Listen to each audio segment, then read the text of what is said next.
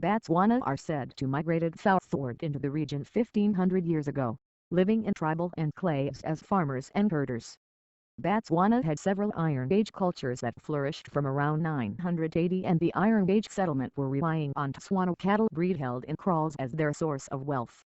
The Tswana chiefdoms were run as city-states with its own chief and a city of about 10,000 people like Kweneng, which was discovered in Johannesburg.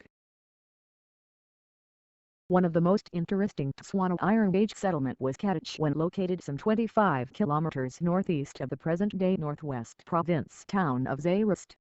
Archaeologists estimate that it had been founded in the late 1400s on the site of iron and copper ore deposits. It was the cultural capital of the Bahurutshe Tswana clan, one of the principal Tswana clans and a center of manufacturing and trading. The missionary, John Campbell, came across this settlement in the Kweneng hills of the Mariko in 1820, at which time its population of 20,000 exceeded that of Cape Town. Crumbling stone walls, foundations, ash middens and remains of a metalworking industry are the only evidence of the settlement's previous existence. Each chiefdom had its own military. Military was used for protection of its own citizens and wealth protection. Young men from the age of 13 went to an initiation school Boer, which taught them manhood, military training, and circumcision was practiced. At the graduation ceremony, men were given a dagger/knife made of metal, ivory and wood. The arrival of the ancestors of the Tswana speakers who came to control the region from the Vaal River to Botswana has yet to be dated precisely, although 8600 seems to be a consensus estimate. The Tswana chiefdoms and their massive cattle-raising complex prospered until 1380 or so. They were connected to trade routes that ran via the Limpopo River to the Indian Ocean, and trade goods from Asia such as beads made their way to Tswana people, most likely in exchange for ivory, gold, and rhinoceros horn. Apart from rearing cattle, Batswana grew crops. The Tswana are related to the Sotho people, whereas the Sotho nation is likely to have been established in the 18th century by King Moshu I. The Tswana people are an ancient nation. The traditions of the Batswana indicate that at some time in the past they were all under the same rule of a line of kings who claimed descent from a common ancestor, Masilo. Following the death of Masilo, there was a leadership crisis that resulted in the formation of the Bahurutshe and Bakwena clans. The Batlokwa claim lineage from the Bahurutshe clan and traced their early ancestry to Mokajii, the founder of the Bakaji and Bangwaketse. Mokajii is said to have fathered Bakwena, Agwado and Bangwaketse, the three brothers who each fathered their respective clans. Their earliest known history is that Bakwena, those who venerate the crocodile, was a senior son of Masilo I, the king of Bakwena, around 1360 AD. Bakwena and his followers settled at Tabang, now called Hilderberg. Around 1500 AD, Bakwena started splitting in the region from Leko or Vaal River to Kalahari, Botswana. KGO 11 led a few group of Bakwena to found Bakaji clan, a junior chief of the clan. As the result of a split, several clans were formed and settled in a circular shape, with the paramount Bakwena settling at Antiyeso with the Bafokeng around 1580. Their tribal capital, the village of Barolong, is a short 3 kilometers from Bakaji Gate on the edge of the Pilanesberg National Park. The Bakaji have lived and worked there since the 1800s, when Kajitsipilane settled his people at Mmasobajul on the Elands River, in the area known today as the Pilanesberg. There is also the sub-clan known as Bakaji Bagat Mmanama in Moshupa. Most of the Batlokwa clans trace their royal lineages to Kagwadi, son of King Taban, who was the father and founder of the Batlokwa nation. The Tlokwa considers the Tlokwa cat as their original totem, which has since become extinct due to overhunting for its fur, which was used by clan chiefs. Batlokwa reside in Botswana, Lesotho and South Africa. The Batlokwa kingdom is part of the larger group of Bakaji people. Bangwaketse are an offshoot of the Bakwena and Bangwado. The king of the tribe is King Melopa II, son of Sekapetso V. The Bangwaketse people live in the arid mountainous region of southern Botswana, with Kani as their capital. The paramount chief Tau, who was the descendant of King Barolong, who is the founder of the Barolong tribe, who reigned around 1240. He adopted Tholo, Kudu as the Barolong totem. King Tau, a warrior who reigned around 1660. He fought many battles and consolidated the Barolong clan to become a very strong kingdom. His four prominent sons are Ratlu, Chwiti, Seleka and Rapulana, who each begot his Barolong subclan. Barolong are some of the most populous clans spread across Botswana and South Africa. Bakwena are said to have later also split from Barolong to form their own subclan who revered steel/metal as their totem. The court patrilineage of the Bangwaketse are an 18th century offshoot of the Bakwena people. Paternal forebears, the chiefs of the Ngwaketse, had built several prior capitals including Shoshong and Balete, also known as Old Balete. Bangwaketse had an offshoot of Batawana and also Bakwena who migrated to the present Limpopo region of South Africa. Batawana, the Young Lions, are an 18th century offshoot of Bangwaketse which resulted as result of chieftaincy dispute. Batawana migrated into the Okavango Delta, probably in the 1790s, and subdued non-Tswana tribes like Bai, Basubia and Habukuchu. The Balete people, traditionally called the Balete, are a southern African Tswana people. In 2012 Balete came under the guidance of its first ever female paramount chief Mosadi Sebiko. The origins of Balete are not fully known nor understood, with some doubts as to their Tswana origin. Balete can be found in southern Botswana with Ramotswa as their tribal capital and venerate the buffalo as their totem. The Bafokeng tribe, Bafokeng meaning people of the dupe, or people of the grass, owned a piece of land in South Africa.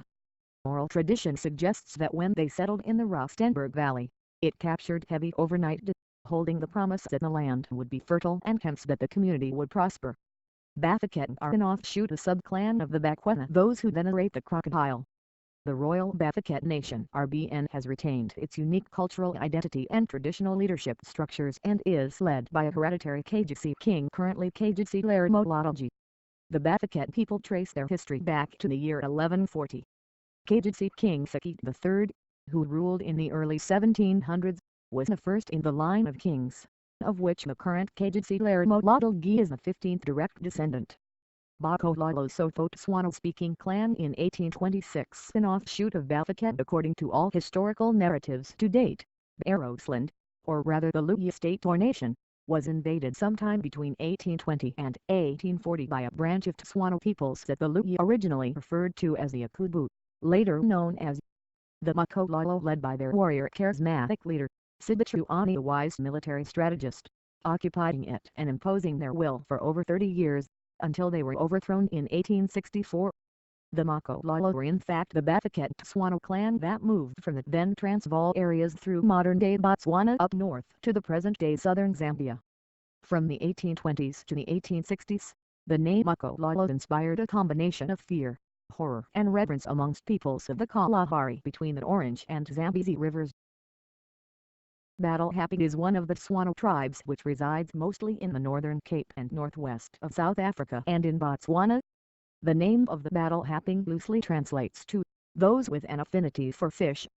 After Barolong settled on the banks of the Orange River known as Belong, fish became a staple of their diet.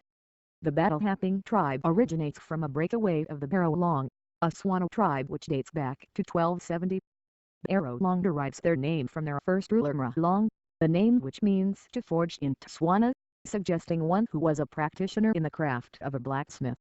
The Barolong were already spread widely between the headwaters of the Molapo and the Mata rivers by the time they were ruled by their 8th king Mataboya. The rule of the 9th Barolong king Chizabi from 1565 to 1595 witnessed the emigration of a group of clans under the sub-king Bahurutshe derived their ethnic identity from one of their ancestors, Queen Mother Bahurutshe, who is said to have been the daughter of King Melopa, the first son of King Masilo II. According to both written historical accounts and the oral traditions, Bahurutshe was the product of King Melopa's senior wife, and that she was followed, in King Melopa's subsequent house or houses, by Bakwena, Angwato, and Bangwaketse in that order. Bahurutshe believed that their founding ancestor was King Fahu, who was a great and benevolent leader. It is believed that the people loved and deeply revered King Fahu so much that his name was translated into a totem, with the honor being eventually transferred to Fahu, the eland, which has for centuries remained the main totem for Bahurutshe. Bakhurutse, those who venerate the baboon. Bakhurutse can be found in both Botswana and South Africa, in Masilo in Botswana and in Bahurutshe in South Africa. During the 1840s and 1850s, trade with Cape Colony-based merchants opened up and enabled the Botswana chiefdoms to rebuild. The Bakwena, Bangwaketse, Bangwaketse and Batawana cooperated to control the lucrative ivory trade, and then used the proceeds to import horses and guns, which in turn enabled them to establish control over what is now Botswana. This process was largely complete by 1880, and thus the Bushmen, the Bakalanga, the Bakajilagati, the Batswapong and other current minorities were subjugated by the Botswana. Following the Great Trek, Afrikaners from the Cape Colony established themselves on the borders of Botswana in the Transvaal. In 1852 a coalition of Tswana chiefdoms led by Seychelles resisted Afrikaner incursions, which culminated with a pivotal showdown of the Battle of Dama, fought with artillery and long-range rifles as well as musket fire. Although it's the Boer commando led by the Boer Commandant General Peter Schultz and Paul Kruger, as an officer leading the Boer advance, who started the offensive, it was they who ended up on the retreat, followed by Botswana's retaliatory attacks into the then Transvaal's Marak district, in which Boer settlements, villages and farms were scorched. After about 8 years of intermittent tensions and hostilities, eventually came to a peace agreement in Potchefstroom in 1860. From that point on, the modern-day border between South Africa and Botswana was agreed on, and the Afrikaners and Botswana traded and worked together peacefully.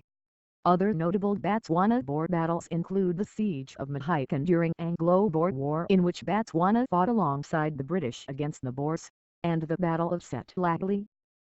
Botswana first fought Natebo in Dithubaraba and Boihawe, where Natebo were decisively defeated. But the most famous battle was at Kushibasati, where about 70 mounted Batawana under Chief Morini's personal command appeared, all armed with breech-loading rifles. In classic commando style, the cavalry began to harass the much larger enemy force with lethal hit-and-run volleys. Additional waves of Tswana Ndebele found themselves pinned down by their charging compatriots along the riverbank, which was too deep for them to easily ford.